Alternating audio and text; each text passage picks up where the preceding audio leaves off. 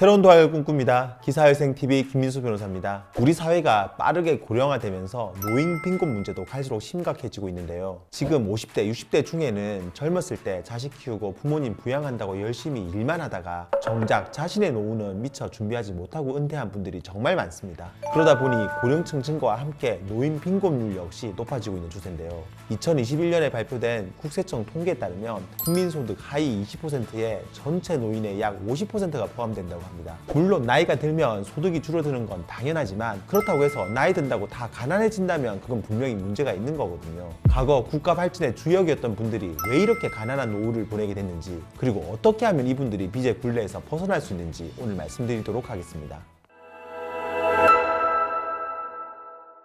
왜 나이가 들면 가난해지는 걸까요? 미래에셋 은퇴연구소 자료에 따르면 인생 후반에 직면할 수밖에 없는 5대 리스크가 있다고 합니다. 그게 뭐냐면 은퇴 창업 실패, 금융사기, 중대질병 발생, 황혼이혼, 마지막으로 성인자녀 지원, 이렇게 총 5가지인데요. 이 리스크들을 미리 대비하고 잘 관리하지 못하면 인생 후반에 파산을 면치 못한다는 겁니다. 저희 사무실을 찾아오는 50, 60대 의뢰인들의 사연을 들어보면 실제로 이런 이유로 파산 신청을 하려는 분들이 많습니다. 대개 은퇴하면서 받은 퇴직금이랑 그동안 모아둔 돈으로 창업을 했다가 금융위기나 코로나 같은 외부 리스크 또는 경험 부족이라는 내부 요인으로 사업이 망해가지고 빚을 지는 분들도 있고요. 보이스피싱이나 주식코인 리디방 사기로 가지고 있던 돈이랑 대출금까지 싹 다 날리는 분들도 계십니다. 빚을 지더라도 젊었을 때는 그래도 열심히 일해서 갚을 수 있었는데 나이가 들면 건강도 이전 같지 않고 재취업도 어렵다 보니까 더욱 빚에서 헤어나오기가 힘들게 됩니다. 뿐만 아니라 은퇴 후에는 소위 말하는 소득 절벽에는 빠졌는데 집세랑 병원비, 기타 각종 생활비는 끊임없이 들어가니까 도저히 못 버티고 파산을 신청하는 케이스도 많을 수밖에 없습니다. 실제로 2022년 기준으로 60대 이상 고령층의 개인 파산 신청 비중이 역대 최고를 찍었는데요. 법원 통계에 따르면 60대 이상 파산 접수 비율이 38.4%를 기록했습니다. 쉽게 말해서 파산 신청한 사람 10명 중에 4명이 60대 이상이라는 거죠.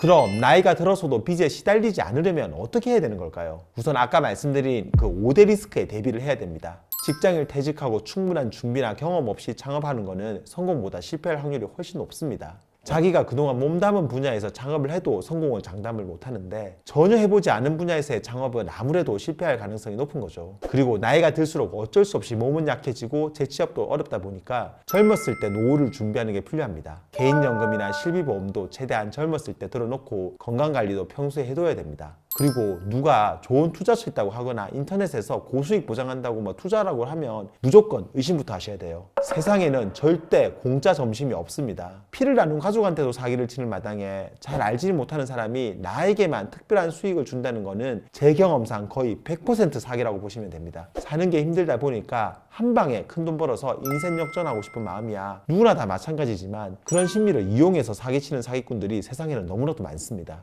젊었을 때 연금이나 필수보험 가입해 두고 건강관리하면서 무모한 창업이나 투자 사기에 연루되지만 않으면 적어도 은퇴 파산은 막을 수가 있습니다. 평소 건강관리 잘하고 배우자와도 화목하게 지내서 황혼이혼 안 당하게 하도록 하고 자식들에게도 허황된 꿈을 쫓지 않고 성실하게 살아가도록 교육시키는 게 바로 행복을 위한 방법이자 은퇴 파산을 막는 길이라고 생각하시면 됩니다.